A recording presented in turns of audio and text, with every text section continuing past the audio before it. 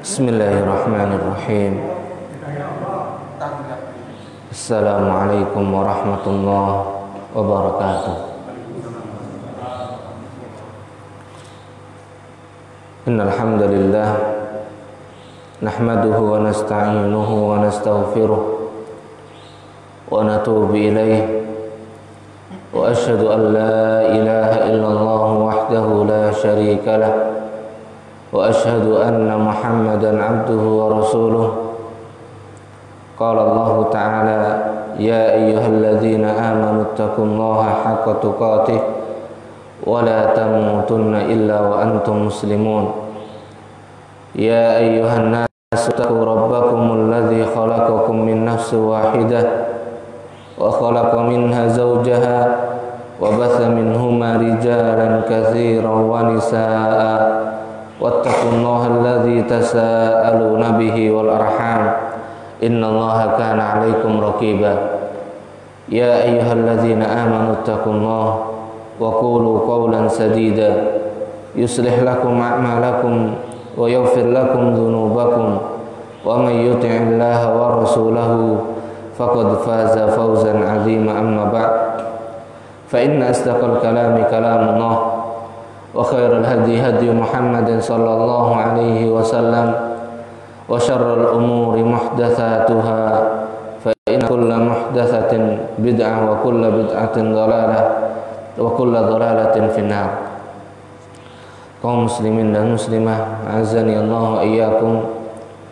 Alhamdulillah, kita bersyukur kepada Allah Subhanahu wa taala pada kesempatan di pagi yang berbarakah ini, insyaallah taala kita mohon kepada Allah Subhanahu wa taala agar senantiasa Allah berikan kepada kita taufiknya sehingga kita bisa tetap semangat bersungguh-sungguh dalam menjalani ibadah kita di bulan Ramadan ini, dan khususnya sebentar lagi kita masuk di 10 hari terakhir yang dimana keutamaan bulan Ramadan puncaknya ada di 10 hari terakhir.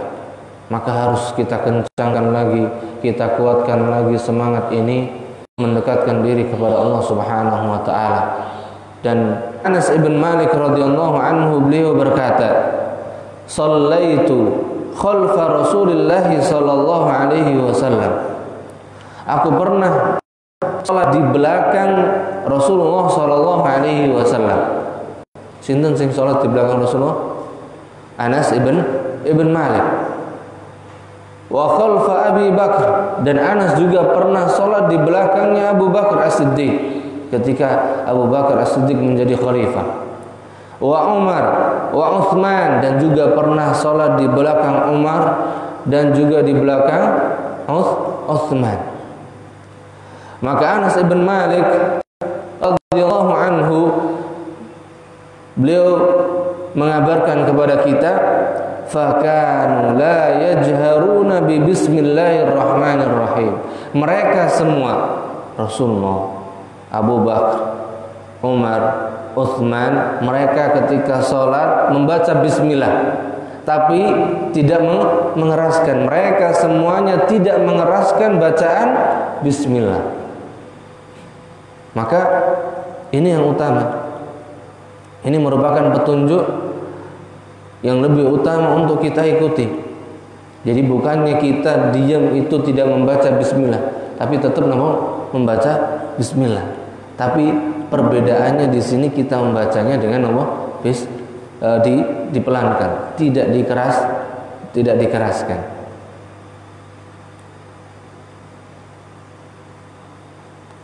Bahkan di dalam riwayat yang lain, kalau tadi diriwayatkan oleh Al-Imam Ahmad dan yang lainnya, dan hadis ini sahih. Adapun di riwayat Al-Imam Muslim dari Anas bin Malik juga, beliau mengatakan, "Shallaitu ma'a Rasulillah sallallahu alaihi wasallam wa Abi Bakr wa Umar wa Utsman." Aku pernah mengerjakan salat bersama Rasulullah sallallahu alaihi wasallam dan juga Abu Bakar dan juga Umar dan juga Utsman, falam asma' ahadan minhum yaqra'u bismillah. Dan aku tidak pernah mendengar salah seorang dari mereka membaca bismillah. Maksudnya membacanya dengan keras. Aku tidak pernah mendengar mereka membaca bismillah dengan keras. Ini maknanya, bukan maknanya tidak membaca bismillah, tapi tetap membaca bismillah namun dipelankan. Maka para ulama menjelaskan bahwa membaca basmalah sebelum memulai Al-Fatihah adalah wajib. Basmalah ini dibaca sebelum memulai Al-Fatihah, dan itu dijelaskan oleh para ulama merupakan perkara yang wajib. Bahkan basmalah termasuk ayat pertama dalam surat Al-Fatihah dalam salah satu pendapat dari para ulama kita. Basmalah termasuk dari surat Al-Fatihah. Kemudian penulis yaitu Al-Ustaz Yazid mengatakan, yang penulis bawakan dalam buku ini adalah hadis-hadis sahih. Maka ini merupakan hujjah yang sangat kuat yang menunjukkan bahwa Nabi SAW, kemudian Abu Bakar, kemudian Umar dan Utsman radhiyallahu anhum membaca basmalah dengan sir, dengan pelan, tidak dikeraskan. Tetapi basmalah tetap wajib dibaca dalam sholat yang jahar, yang dikeraskan bacaannya, maupun sholat yang sir, yang dipelankan bacaannya, tetap wajib dibaca. Tetap wajib apa? Dibaca. Maka apabila ada imam yang membaca basmalah dengan jahar pada sholat yang dijaharkan atau dikeraskan suaranya, maka sholatnya tetap sah. Sholatnya tetap apa? Tetap sah. Begitu pula yang membacanya dengan sir, dengan dipelankan, maka juga apa? Sah. Hanya saja dia jelaskan yang lebih utama dalam membaca basmalah yaitu mengikuti petunjuk dari Nabi SAW dan para sahabat Rasulullah SAW radhiyallahu anhum ajma'in, di mana mereka lebih sering membaca basmalah dengan sir atau tidak dikeraskan. Ini untuk membaca basmalah. Jadi membaca basmalah ini sesudah takbiratul ihram, kemudian sesudah doa istiftah, dan sesudah doa apa? Dan sesudah membaca ta'awud, kemudian baru bismillah. Kemudian dilanjutkan dengan membaca surat Al-Fatihah. Dan membaca surat Al-Fatihah ini yang utama adalah ayat demi ayat, bukan dengan disambung. Bukan dengan disambung. Karena Rasulullah SAW membaca surat Al-Fatihah dengan berhenti ayat demi ayat hingga akhir surah. Membaca surat Al-Fatihah dengan berhenti ayat demi ayat hingga akhir surah. Demikian pula cara Rasulullah SAW membaca semua ayat. Begitu juga ketika Nabi SAW membaca surat selain surat Al-Fatihah, maka Nabi SAW membacanya per ayat, bukan dengan disambung. Ini yang utama. Karena beliau SAW berhenti pada setiap akhir ayat dan tidak menyambungnya dengan ayat setelahnya. Sebagaimana riwayat yang dibawakan Ummu Salamah radhiyallahu anha, annaha su'ilat an qiraati Rasulullah sallallahu alaihi wasallam. Beliau Ummul Mukminin Ummu Salamah ditanya tentang bacaan Rasulullah sallallahu alaihi wasallam. Faqalat, maka beliau radhiyallahu anha mengabarkan, kana yuqatti'u qira'atahu ayatan ayah. Nabi SAW beliau memotong setiap bacaan ayat demi ayat. Beliau memotong bacaan suratnya ayat demi ayat. Bismillahirrahmanirrahim, berhenti. Kemudian alhamdulillahirabbil alamin, berhenti sampai terakhir per ayat, berhenti.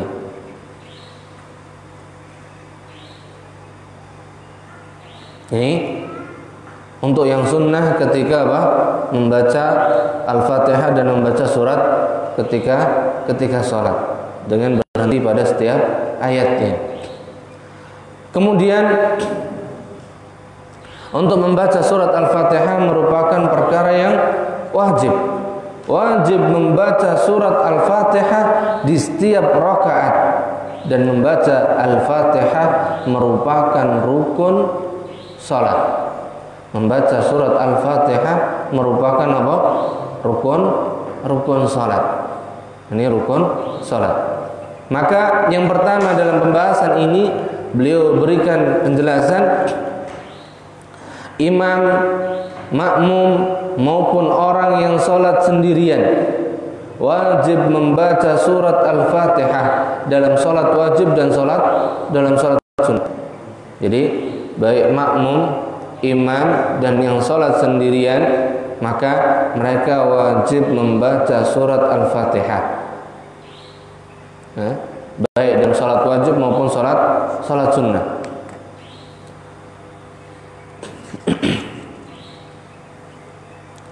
Karena Nabi SAW mengatakan dari sahabat Ubadah ibn As-Samit radhiyallahu anhu,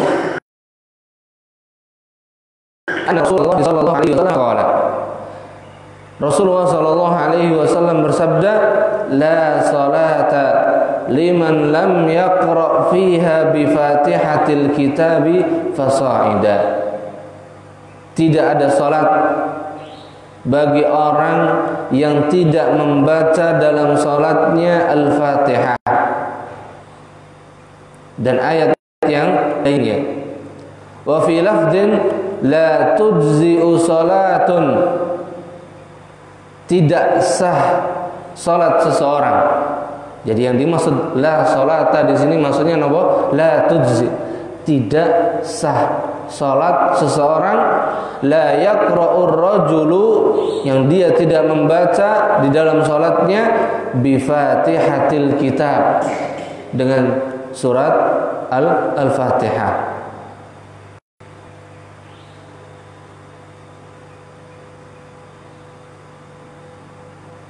Kemudian dalam riwayat yang lain dari Abu Hurairah radhiyallahu anhu, beliau berkata, qala Rasulullah sallallahu alaihi wasallam, Rasulullah sallallahu alaihi wasallam bersabda, man shalla salatan,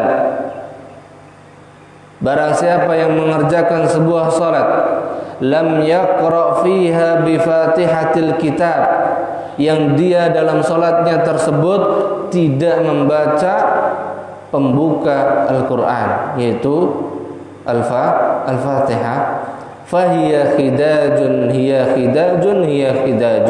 ghairu tamam, maka salatnya kurang dan salatnya kurang. Beliau ulang 3 kali, tidak sempurna.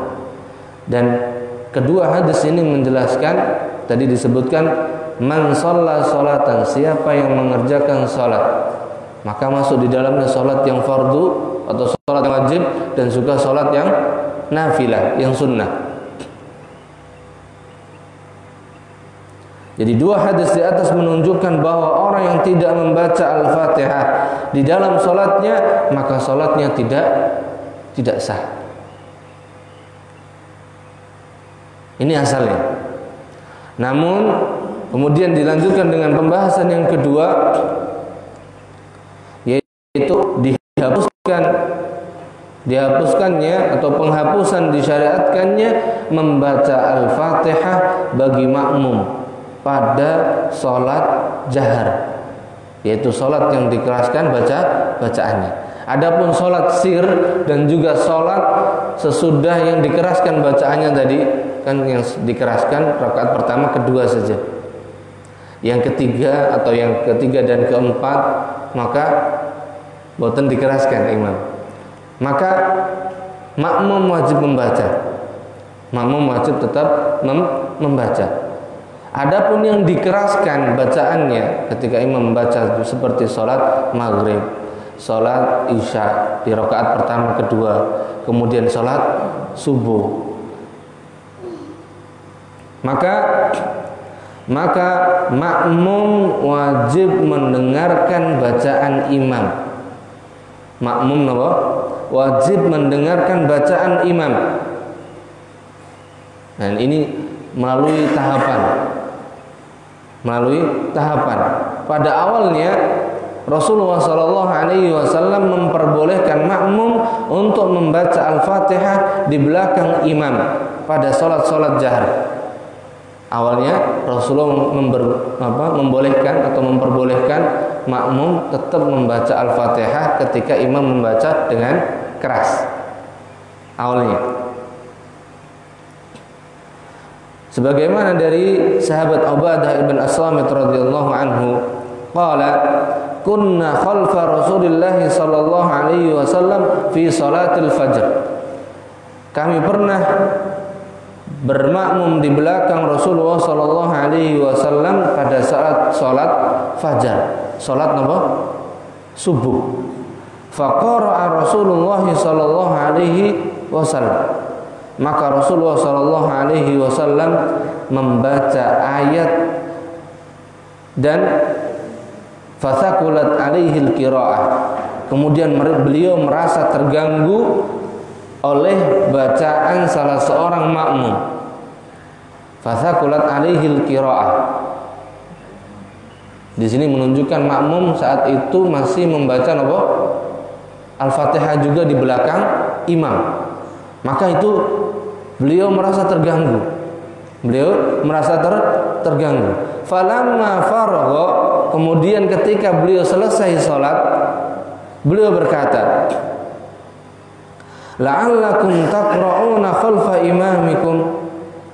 Barangkali kalian tadi ada yang turut membaca di belakang imam kalian, kata Nabi sallallahu alaihi wasallam.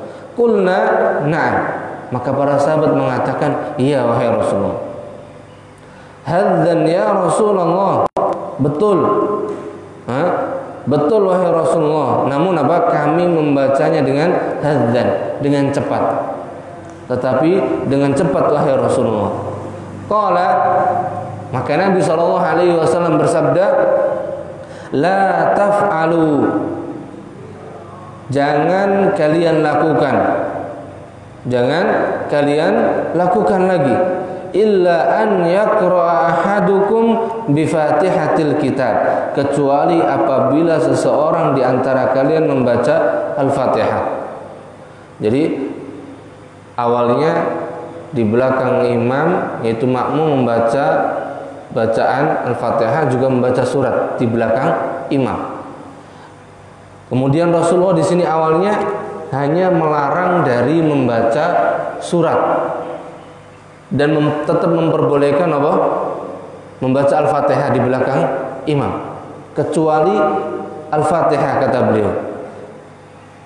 Fa innahu la salata liman lam yaqra biha, karena tidak ada salat atau tidak sah salat bagi seseorang yang tidak membaca Al-Fatihah. Ini asal mulanya. Asal mulanya. Kemudian selanjutnya Rasulullah sallallahu alaihi wasallam melarang makmum membaca Al-Qur'an dalam salat jahar. Kemudian Rasulullah sallallahu alaihi wasallam melarang makmum membaca Al-Qur'an dalam salat jahar. Peristiwa ini terjadi ketika Rasulullah sallallahu alaihi wasallam selesai melakukan salat di mana imam membaca Al-Quran dengan dikeraskan suaranya, sebagaimana riwayat dari sahabat Abu Hurairah radhiyallahu anhu, anna Rasulullah sallallahu alaihi wasallam insarafa min salatin jahara fiha bil qiraa'ah Nabi SAW selesai dari sebuah salat yang beliau mengeraskan padanya bacaan atau baik surat Al-Fatihah maupun surat yang lainnya. Wa fi riwayatin, dan dalam riwayat yang lain, annaha salatus subhi, bahwasanya salat tersebut adalah salat apa? Salat subuh. Faqala, kemudian Nabi SAW bersabda, hal qara'a ma'i minkum ahadun anifan, apakah ada salah seorang dari kalian tadi yang membaca bersamaku? Apakah ada seorang di antara kalian yang mengikuti bacaanku bersamaan denganku? Faqala rajulun na'am, maka salah seorang sahabat mengatakan, iya, ana ya Rasulullah, aku, wahai Rasulullah. Dan kisah ini kejadiannya berbeda dengan riwayat yang sebelumnya tadi. Riwayatnya berbeda dan kejadiannya di lain waktu atau di lain kesempatan. Faqala, maka Nabi SAW bersabda, inni aqul, sesungguhnya aku katakan kepada kalian, mali unaza'ul Qur'an. Kenapa? Mengapa bacaanku diganggu? Kata Nabi SAW. Mali unaza'ul Qur'an, mengapa bacaanku diganggu? Kata Nabi. Qala Abu Hurairah, maka Abu Hurairah radhiyallahu anhu berkata, fantahan nasu 'anil qira'ah ma'a Rasulillah sallallahu alaihi wasallam fima jahara fihi Rasulullah sallallahu alaihi wasallam bil qira'ah hina sami'u dzalika min Rasulillah sallallahu alaihi wasallam. Setelah kejadian ini yang kedua ini, maka kaum muslimin, yaitu para sahabat Rasulullah sallallahu alaihi wasallam berhenti membaca Al-Qur'an bersama Rasulullah sallallahu alaihi wasallam, di belakang Rasulullah sallallahu alaihi wasallam pada salat yang Rasulullah sallallahu alaihi wasallam mengeraskan bacaan di dalamnya. Hina sami'u dzalika min Rasulillah sallallahu alaihi wasallam, setelah mereka mendengar peringatan tersebut dari Nabi sallallahu alaihi wasallam. Kemudian Abu Hurairah menjelaskan, wa qara'u fi anfusihim sirran. Kemudian para sahabat sesudah kejadian itu mereka membaca Al-Fatihah dengan sir. Dan mereka membaca Al-Fatihah dengan sir, tanpa suara, dalam salat di mana imam tidak mengeraskan bacaannya. Di mana fi ma la yajharu fihi al-imam. Tapi makmum di sini membacanya ketika pada rakaat yang imam tidak mengeraskan bacaannya. Berarti berarti ketika imam mengeraskan bacaannya, maka makmum mencukupkan dengan bacaan imam. Karena apa? Sesudahnya Rasulullah Shallallahu Alaihi Wasallam menjadikan diamnya makmum mendengarkan bacaan imam termasuk kesempurnaan bermakmum. Termasuk apa? Kesempurnaan menjadi makmum. Karena Nabi Shallallahu Alaihi Wasallam mengatakan dari sahabat Abu Hurairah radhiyallahu anhu, qala Rasulullah Shallallahu Alaihi Wasallam, Rasulullah Shallallahu Alaihi Wasallam bersabda, innama ju'ilal imamu liyutamma bihi, fa idza kabbara fakabbiru wa idza qara'a fa'ansitu. Wa idza qara'a fa'ansitu. Ini yang menjadi syahidnya.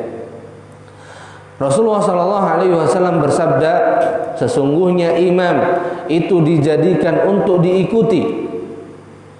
Imam dijadikan untuk apa? Diikuti. Apabila imam bertakbir, maka bertakbirlah kalian. Dan wa idza qara'a, apabila imam membaca Al-Qur'an, baik itu Al-Fatihah maupun surat, kata Nabi sallallahu alaihi wasallam, fa ansitu, maka diamlah kalian. Maka diamlah kalian. Jadi Rasulullah sallallahu alaihi wasallam juga menjadikan mendengarkan bacaan imam itu sebagai hal atau merupakan perkara yang mencukupi bagi makmum, sehingga makmum tidak perlu lagi membaca bacaan di belakang imam. Sehingga apa? Makmum tidak butuh lagi membaca bacaan di belakang imam ketika imam mengeraskan apa? Bacaannya. Ketika imam mengeraskan bacaannya. Nabi SAW bersabda, kalau tadi hadis Abu Hurairah diriwayatkan oleh Al-Imam Ibn Abi Syaibah dan yang lainnya, dan hadis ini sahih li ghairihi. Adapun hadis yang berikutnya ini dari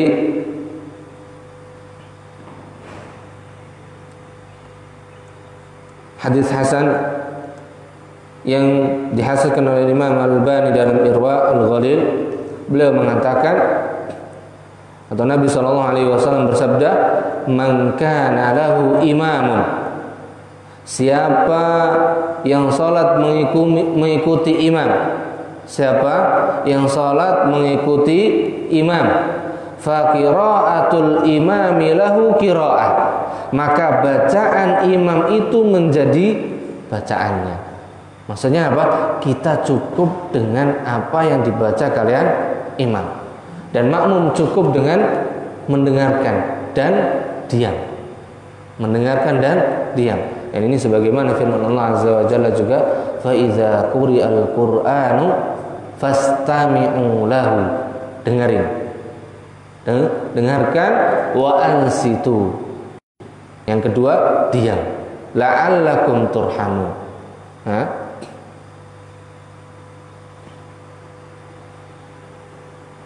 Semoga Allah Subhanahu wa taala memberikan rahmat bagi kalian. Ini pada salat jahar, salat yang bacaannya dikeraskan. Adapun dalam salat sir, salat yang bacaannya tidak dikeraskan, maka makmum wajib membaca Al-Fatihah. Ini tetap kembali kepada hukum asalnya. Hukum asalnya tetap membaca Al-Fatihah, kecuali salat yang jahar tadi. Nah,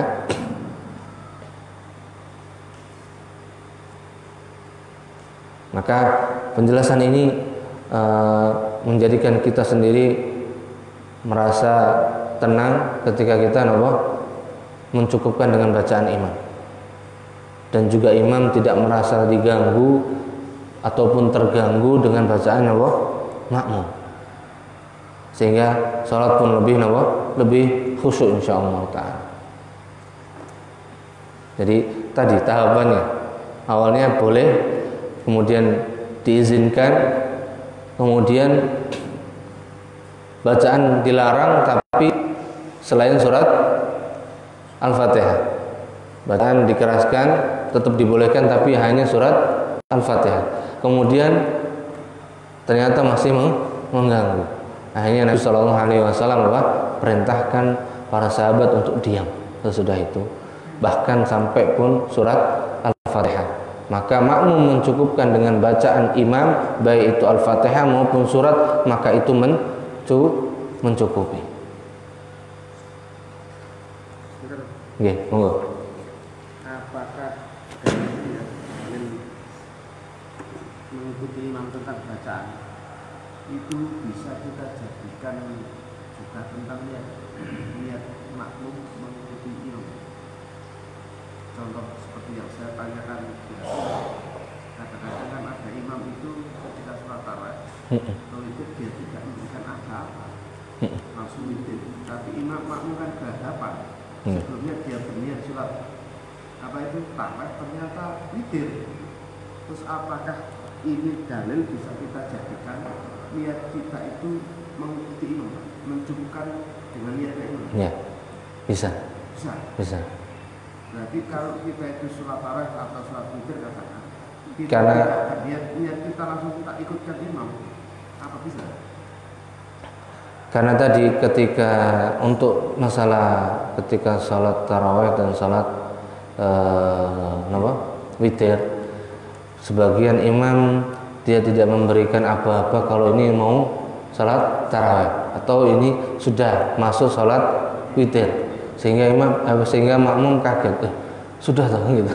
Atau imam tadi nggak ngitung dari awal, nggak ngitung, hanya mencukupkan pokoknya ikut imam dari awal, maka niatan dia dari awal pokoknya ikut imam, pokoknya imam mau sholat tarawih atau masuk sholat witir pokoknya ikut imam, maka tidak apa-apa, bukan menapa.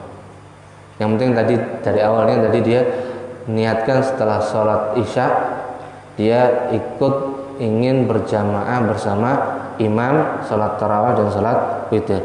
Adapun nanti mungkin di pertengahan ketika dia lupa ini sudah sholat sing keberapa, nah, tiba-tiba sudah masuk witir, kemudian tiba selesai, ya sudah dia mencukupkan dengan mengikuti imamnya.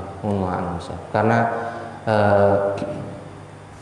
sebenarnya saya jawab tadi pagi Pak, karena imam mengatakan apa, monggo taraweh atau monggo witir, kan ngerti. Ini hanya untuk mengingatkan saja, bukan sebagai bentuk niatan, untuk mengingatkan makmum supaya tahu, oh sekarang ini kita mau masuk sholat tarawih. Nah, kemudian ketika sholat tarawih selesai 8 rakaat atau mungkin ada yang 10, nah kemudian masuk sholat witir, imam mengingatkan kembali, monggo witir. Nah, kata monggo ini kan hanya mengingatkan, monggo silakan, silakan sekarang masuk sholat witir. Jadi tidak ada maksud nopo-nopo sebetulnya ini, hanya untuk mengingatkan jamaah saja, mengingatkan makmum bahwasanya sekarang ini sudah masuk witir atau masih tarawih tadi.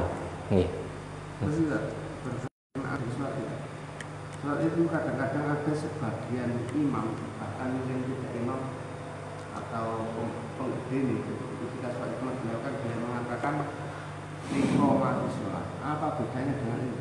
Dengan kata-kata iqamatus sholat. Dia akan didasarkan, misalnya ayo kita sholat, dia pakai bahasa iqamatus sholat. Dan waktunya kita berdiri suatu maksudnya.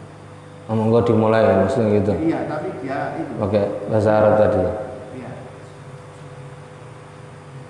Iqamatus sholat itu pernah saya tanyakan kan, itu yang. Nah, kalau niatnya itu lagi tadi lain lagi nanti. Ini nanti jadi apa ya? Kenapa?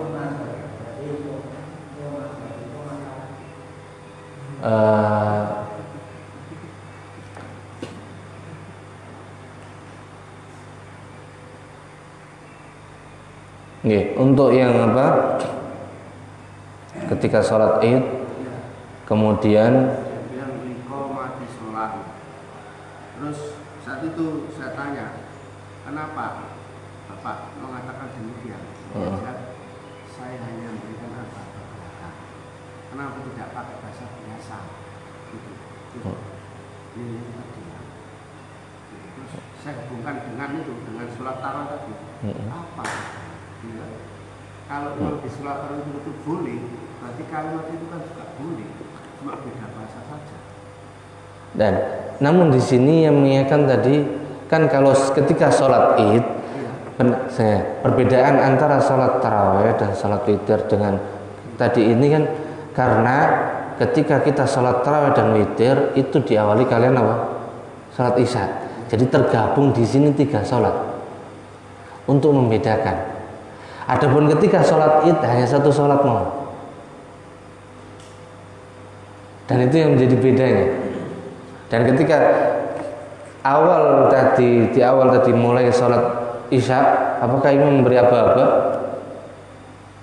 Boten. Begitu juga tadi ketika untuk sholat Id.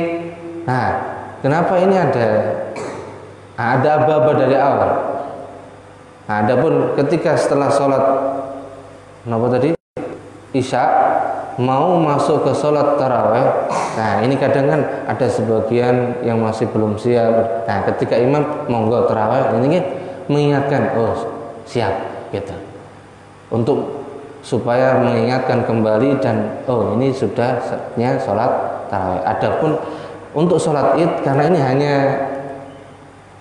ibadah yang tersendiri, maksudnya tidak dicampur dengan ibadah yang lain, tidak ada di dalam sholat itu gabungan sholat, maka asalnya tidak butuh kita untuk itu. Maka cukup imam yang memberikan aba-aba untuk instruksi berdiri. Cukup dengan aba-aba dari imam, mungkin itu cukup umum. Itu menurut saya. Kondisinya berbeda. Kalau tadi sholat isya karena digabung, kan kalau habis sholat isya ada yang sebagian masih setelah itu sholat ba'diyah. Nah, untuk setelah ketika imam bangun ketika habis sholat isya, imam bangun sendiri, nggak ngasih apa-apa. Karena memang sholat ba'diyah. Sing jamaah mau sholat ba'diyah monggo. Tapi ketika mau masuk sholat tarawih, imam mengingatkan ini mau sholat tarawih supaya nggak salah paham. Ngoten mau. Jadi yang di idnya itu yang tidak perlu berarti beda tadi ya? Nggih, kondisinya yang beda tadi. Nggih, betul, mohon maaf Ustaz. Jadi fungsinya tadi untuk membedakan karena di sini tergabung di dalamnya tiga amalan. Nah, kalau tadi misal sholat witir tadi, monggo witir, supaya tidak gabung, ini dia niatnya masih iya, gitu. Padahal ini adalah sholat witir untuk mengingatkan jamaah, untuk membedakan itu. Maka imam yang memberitahu untuk memberitahukan bahwasanya ini sudah masuk sholat witir, ngoten. Nggih, wallahu a'lam. Kemudian pembahasan yang berikutnya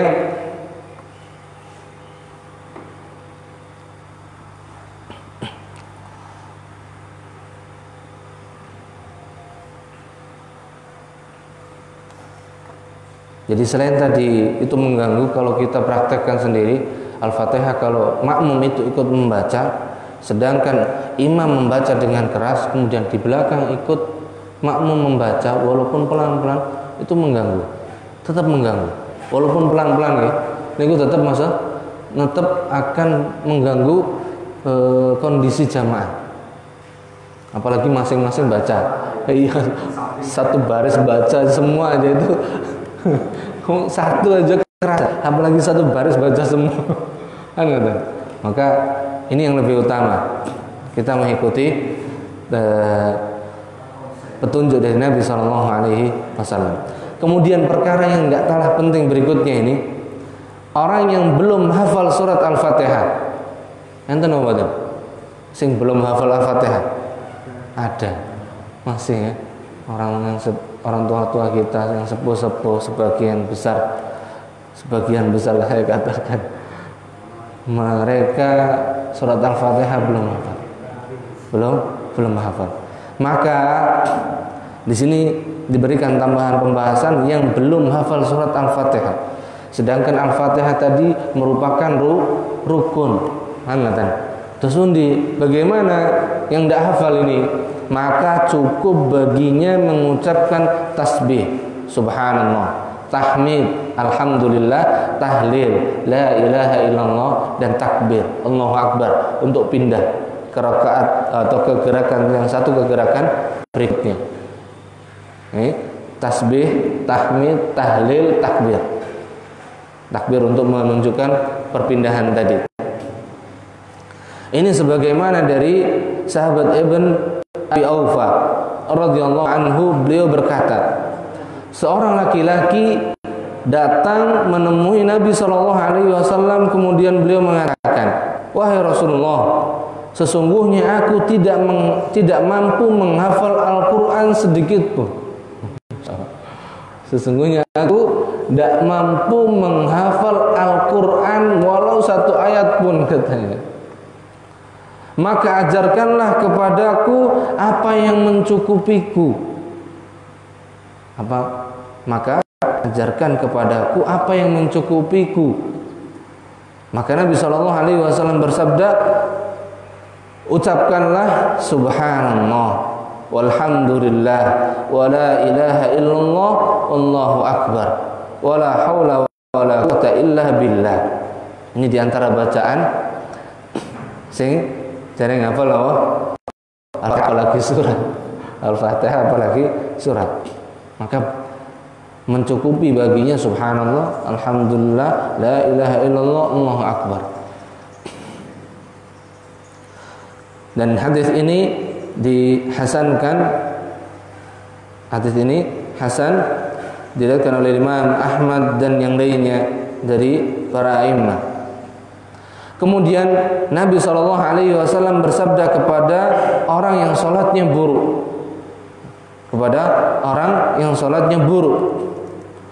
beliau katakan, fa in kana ma'aka Qur'anun faqra' bihi. Kalau engkau hafal Al-Qur'an, baca itu. Wa illa, kalau kamu tidak hafal sedikit pun, tidak punya hafalan satu pun, fahmadillah wa kabbirhu wa hallilhu. Maka ucapkanlah alhamdulillah dan Allahu akbar dan juga la ilaha illallah, kata Nabi sallallahu alaihi wasallam. Ini diantara bentuk kemudahan Islam bagi mereka yang betul-betul tidak mampu menghafal, tidak bisa pokoknya menghafal. Maka cukup baginya subhanallah, alhamdulillah, Allahu akbar. Karena apa? Dia tetap wajib untuk sholat. Dan pahamkan bagi mereka yang tidak mampu menghafal ini, maka kewajiban sholat ini tetap.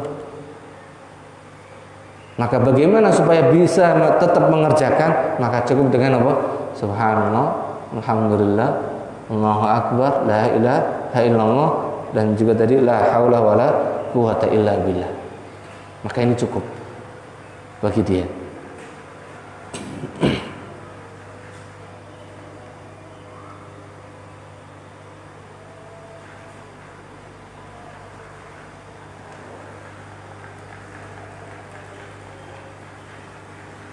Karena mereka yang tidak hafal itu mau berangkat ke masjid atau mau sholat pun canggung semua.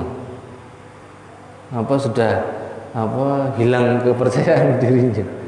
Mau sholat nggak hafal, mau sholat mending nggak sholat pisan. Mending nggak usah sholat, katanya. Enggak, pahamkan. Mudah-mudahan dengan seperti itu mereka pelan-pelan. Tetap sholat dijaga, bahkan kalau bisa pelan-pelan, karena sering mendengar, nanti hafal sendiri. Karena dengan seperti itu mudah-mudahan Allah mudahkan beliau. Karena seperti ini saya dapati sendiri, masya Allah.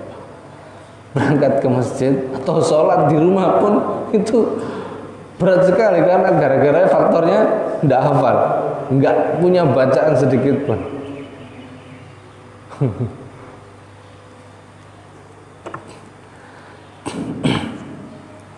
Nah, kemudian membaca amin.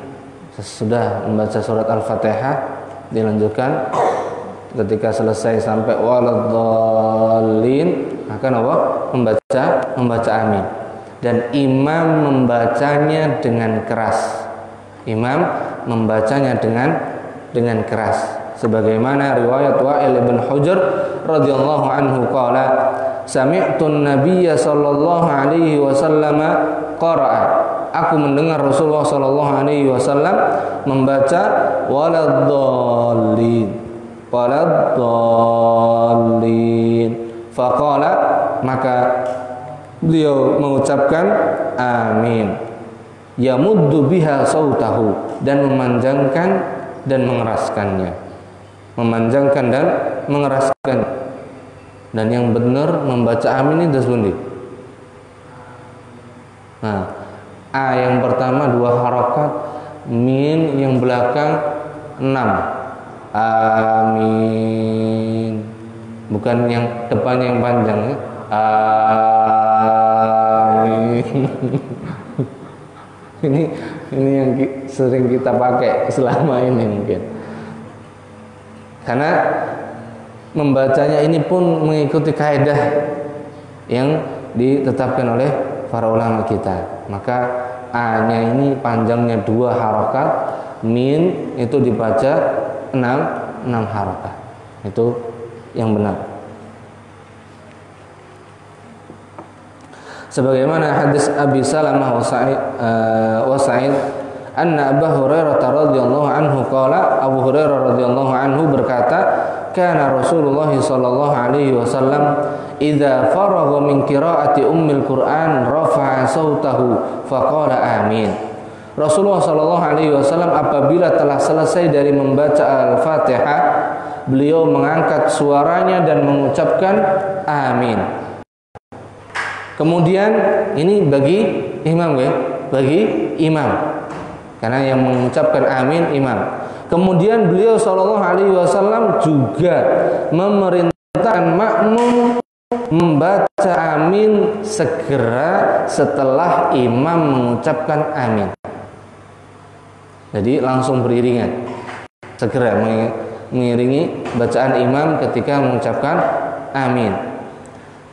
Sebagaimana riwayat dari Abu Hurairah radhiyallahu anhu, anna Nabiy sallallahu alaihi wasallam qala, "Idza ammana al-imam," apabila imam mengucapkan amin, fa aminu, maka ucapkanlah oleh kalian amin. Fa innahu, karena Nabi sallallahu alaihi wasallam mengabarkan, man wafaqa ta'minahu atau man wafaqa ta'minuhu ta'minal malaikah ghufira lahu ma taqaddama min dzambi. Barang siapa yang aminnya bersamaan dengan aminnya para malaikat, aminnya makmum yang tadi bersamaan dengan aminnya malaikat, karena aminnya malaikat itu juga diucapkan sesudah aminnya imam. Sesudah aminnya imam. Maka barang siapa yang bersamaan aminnya dengan aminnya imam, aminnya malaikat, ghufira lahu ma taqaddama min dzambi. Maka Allah Subhanahu wa taala ampunkan baginya dosanya yang telah lampau.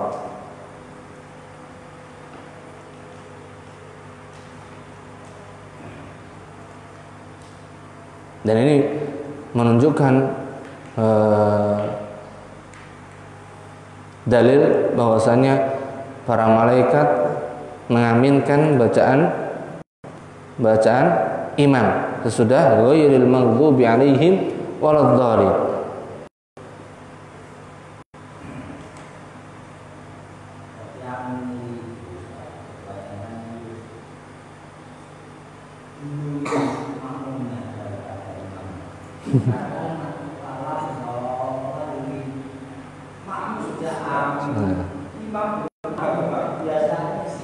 Saking semangat kita. Iya. Iya, berarti di sini di antara faedahnya yang harus difahami oleh makmum harus mendengarkan bacaan imam sampai akhir. Waladdallin. Nah, selesai, kemudian imam baca apa? Amin. Nah, makmum ikut. Ikut. Kadang-kadang imam itu tidak membaca. Iya, sebagian tidak membaca. Bahkan jenengan barsani seperti di antara salah satu pendapat dari imam mazhab yang 4, ada yang berpendapat bahwasanya tidak dikeraskan. Seperti daerah Pakistan, kemudian dan sekitarnya, kalau makmum tidak wajib mengeraskan, bahkan imam pun tidak wajib mengeraskan, nggak boleh mengeraskan. Bahkan kalau ada yang mengeraskan aneh buat mereka. Adapun kita hanya mencukupkan dengan kembali kepada nas. Sekarang nasnya jelas, perintahnya jelas dan hadisnya jelas. Maksudnya perintahnya sahih, hadisnya sahih atau hasan, maka kita mengamalkan itu. Kita amalkan.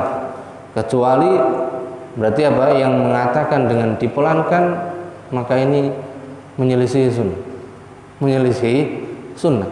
Karena Rasulullah perintahkan tadi, fa idza ammanal imam fa amin, maka ucapkan oleh kalian amin juga dan dikeraskan.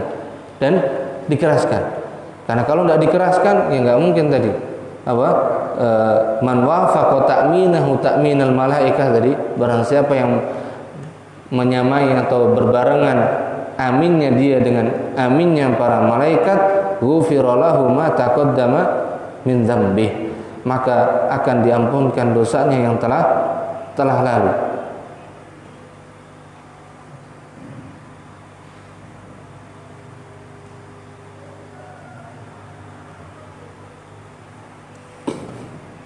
Dan ini hadis yang terkait dengan pembahasan ini dibawakan semuanya. Kemudian kita ambil faedah dari beberapa hadis di atas terkait dengan bacaan amin. Maka yang pertama, faedah yang pertama, ucapan amin tidak termasuk bagian dari surat Al-Fatihah. Ini yang perlu kita pahami, bahwasanya amin bukan merupakan bagian dari bacaan Al-Fatihah. Maka atau makna amin, arti dari kata amin adalah istajib. Istajib yang artinya ya Allah kabulkanlah. Ya Allah kabulkanlah. Sebagaimana di dalam riwayat yang terakhir dari sahabat Abu Musa Al-Asy'ari radhiyallahu anhu qala inna Rasulullah sallallahu alaihi wasallam khatabana wa bayyana lana sunnatana wa salatana faqala idza shallaitum fa aqimu sufufakum thumma liya'ummakum ahadukum fa idza kabbara fakabbiru wa idza qala ghairil maghdubi alaihim waladdallin faqulu amin yujibkumullah.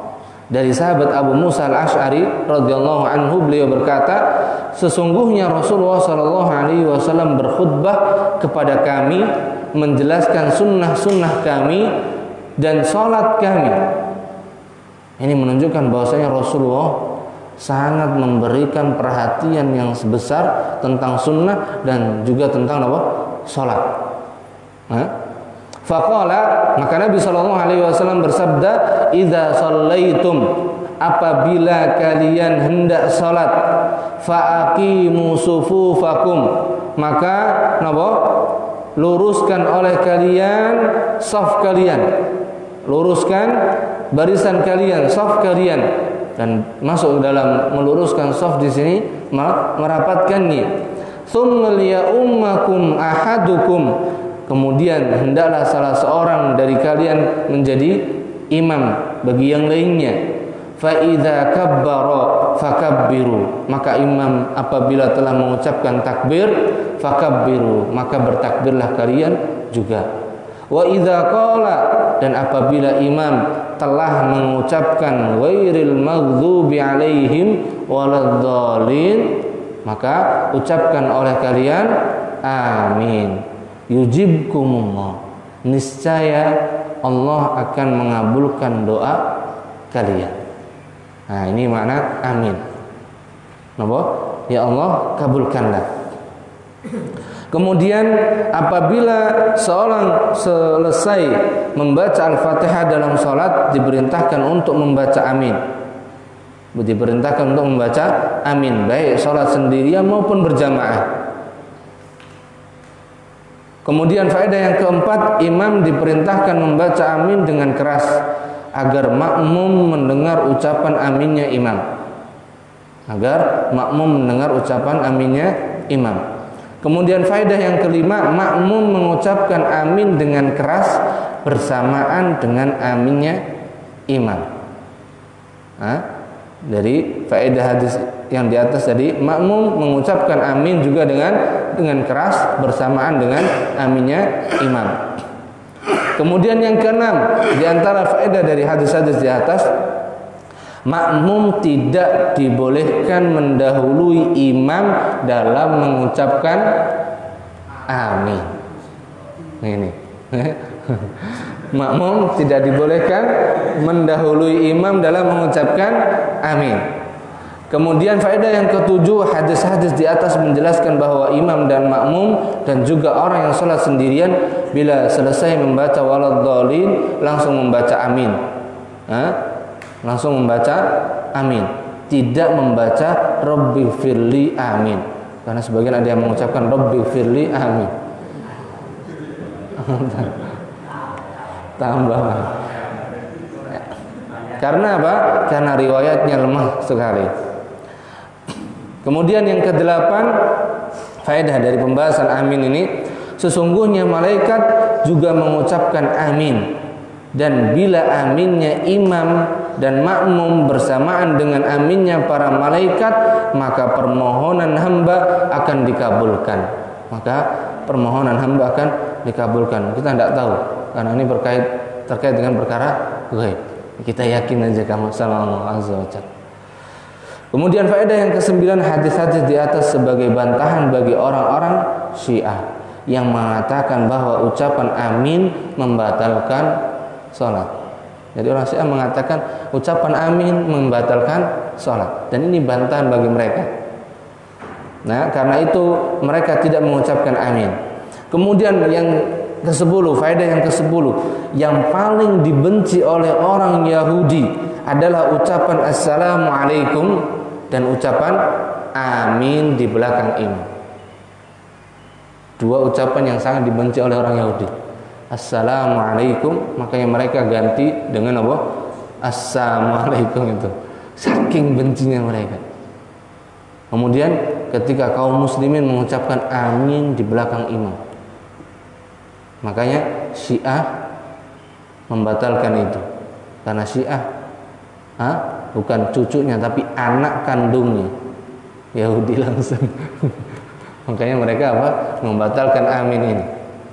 Niku yang bisa kita sampaikan pada kesempatan pagi ini. Allah Ta'ala insyaallah, monggo barangkali ada yang tanyakan sebelum ditutup. Oke, monggo. Lepas dari pembahasan tentang posisi imam tadi. Posisi imam. Ya. Yang selama ini masih berkaitan dengan sholat itu juga. Saya itu pernah baca bahwa posisi imam itu tidak boleh lebih tinggi dari makmum, artinya kan harus rata sama. Tapi di surat-surat itu posisinya imam itu ada panggungnya. Itu gimana?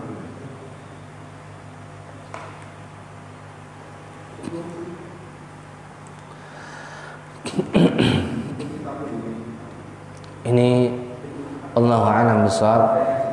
Untuk permasalahan ini memang jadi dilema tersendiri. Untuk posisi makmum lebih tinggi, posisi imam lebih tinggi dari jamaah, dari makmum. Maka untuk yang meninggikan ini tadi, karena di sini dilihat kembali kepada maslahat. Dilihat kembali kepada maslahat. Maksudnya di maslahat di sini karena kalau di masjid mungkin nggak butuh untuk ditinggikan atau di musola. Maksudnya posisi bagian imam tidak perlu ditinggikan karena ya nampak. Adapun ketika di posisinya di lapangan, maka andai kata memang dibutuhkan supaya makmum yang di belakang itu nampak imam,